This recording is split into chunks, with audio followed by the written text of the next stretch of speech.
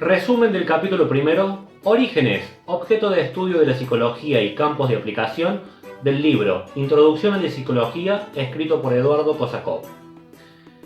El libro comienza presentándonos a Gustav Theodor Fechner, físico, médico, filósofo y escritor alemán del siglo XIX, quien se hizo famoso por formular en 1860 una ecuación para cuantificar la relación entre un estímulo físico y la sensación asociada, allanando el camino de la psicología experimental, demostrando que el pensamiento científico por un lado y el pensamiento místico por otro no son incompatibles.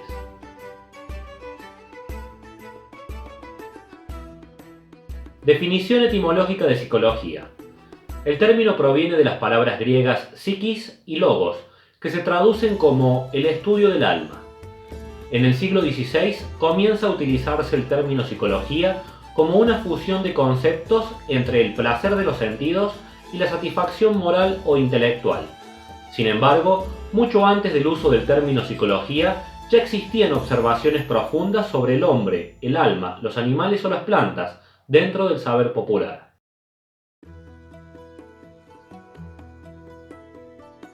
Presencia de la psicología en los primeros pensadores. Podemos considerar a los filósofos griegos como antecesores de los psicólogos modernos. Tenemos a Sócrates, por ejemplo, que decía: «Conócete a ti mismo», frase que implica conocer los propios límites, suponiendo un discernimiento moral en el sentido de que si es meritorio, contraproducente o ético aquello que deseamos. Platón intenta conocer el destino del alma tras la muerte. Aristóteles se acerca más a la idea que actualmente tenemos sobre el quehacer psicológico, estudiar temas como el pensamiento, la memoria, el sueño, la percepción, etc. Estos filósofos son un ejemplo de las consideraciones morales y metafísicas que se tenían sobre el humano en la antigüedad. Veamos un poco más sus aportes. Sócrates nos aporta el valor de la definición al introducir el método mayéutico. Este se basa en preguntar sistemáticamente para conformar definiciones cada vez más precisas. Por ejemplo, el Joker le pregunta a Batman: ¿por qué me encerraste en esta jaula? A lo que Batman responde: porque es mi deber. ¿Deber? ¿Qué es el deber?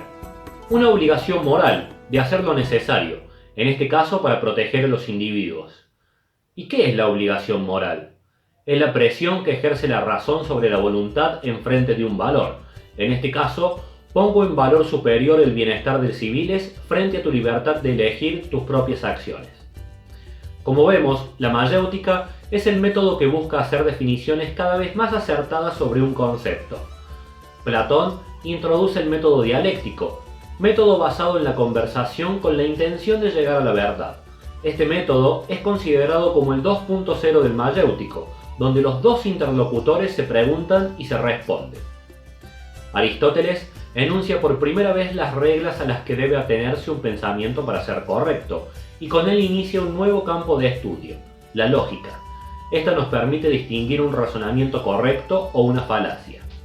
Como vemos, el pensamiento griego impacta en el entendimiento de la realidad de nuestra cultura occidental, además de la influencia de la tradición judeo-cristiana que nos ha legado el derecho perfeccionado. Este se basa en el consentimiento mutuo y la obligación del cumplimiento de lo consensuado.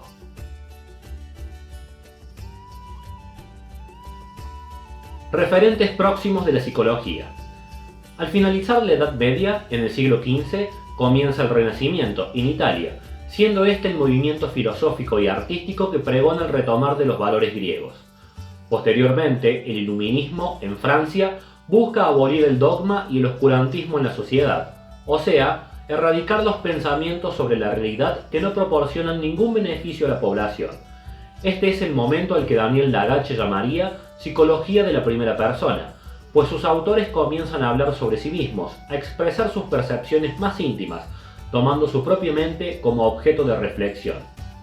La psicología de la primera persona se expresa con más fuerza en el romanticismo, con autores como Schopenhauer o Nietzsche, momentos donde se producirían los albores de la psicología científica, dando lugar a la psicología de segunda persona, como el psicoanálisis, la Gestalt y el existencialismo, y también a una psicología de tercera persona, como el conductismo, la etología y la psicología experimental.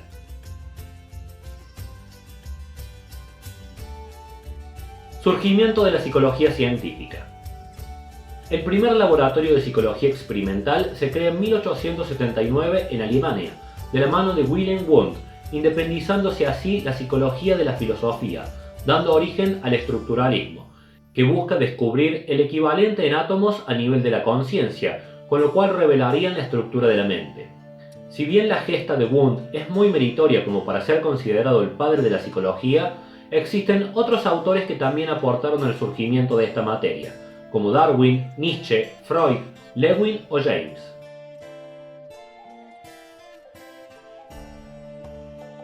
Definiciones de psicología.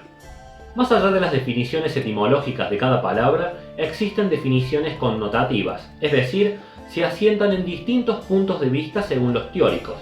Veamos algunas definiciones. La psicología es el estudio del funcionamiento del sistema nervioso. Iván Pavlov. La psicología es el estudio de la función adaptativa del comportamiento. Darwin. La psicología es el estudio de lo inconsciente. Freud. La psicología es el estudio de la mente. William James. La psicología es el estudio de la conducta. Watson. La psicología es el estudio de los motivos y la intencionalidad de la conducta. Dilthey. La psicología es el estudio del significado de lo percibido. Wertheimer. La psicología es el estudio de la persona y su entorno. Lewin. A medida que pasa el tiempo, algunas escuelas tienden a desaparecer, subsistiendo las afirmaciones que tengan consistencia científica. Actualmente se considera la psicología como el estudio científico de los procesos mentales y el comportamiento.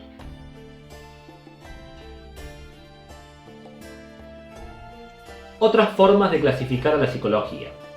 Psicología folk o nativa alude a las teorías psicológicas populares. Incluso en el siglo pasado, George Politzer propuso construir una psicología basada en el saber popular, a la que denominó psicología concreta, aunque sin éxito. Más allá de la psicología popular que existe y adquiere expresión en creencias que todo el humano posee, muchas veces son incorrectas, pudiendo ser demoledoras o dañinas.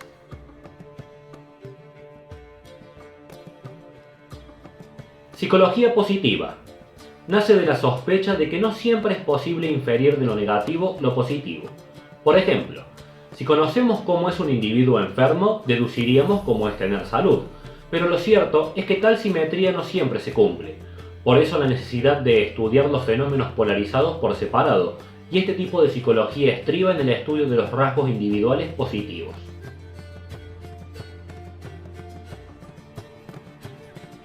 Propósitos de la ciencia psicológica. Según los epistemólogos, la ciencia se distingue de otras actividades humanas al buscar explicar y predecir los fenómenos. Explicación y predicción están íntimamente unidas.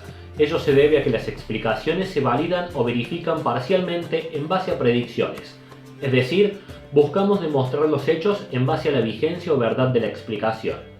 En consecuencia, en la práctica científica, buscamos confirmar nuestras hipótesis extrayendo deducciones de lo que debiera ocurrir de ser ciertas. Tales deducciones se denominan observaciones empíricas, expresión que indica que la observación es en base a la experiencia. Las hipótesis y las observaciones constituyen un sistema de mutua dependencia o de retroalimentación, pues las hipótesis deben observarse y la observación indica si existe coincidencia o discrepancia con lo esperable según la hipótesis. ¿Qué predecimos en la práctica los psicólogos? El comportamiento de las personas y los animales, buscando descubrir las leyes probabilísticas que las regulan.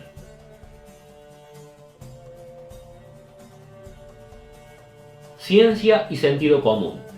En ocasiones se suscita la discusión sobre la ciencia y el sentido común, pues para algunos el sentido común no es ciencia, sino un llevarse por las apariencias desprovisto de todo rigor crítico. Aunque es cierto que a medida que una ciencia se desarrolla, sus conclusiones suelen alejarla del sentido común, epistemológicamente resulta necesario distinguir entre conclusiones y evidencias que se apartan del sentido común, pues la ciencia es una extensión de esta, y su fuerza persuasiva depende justamente de esta característica.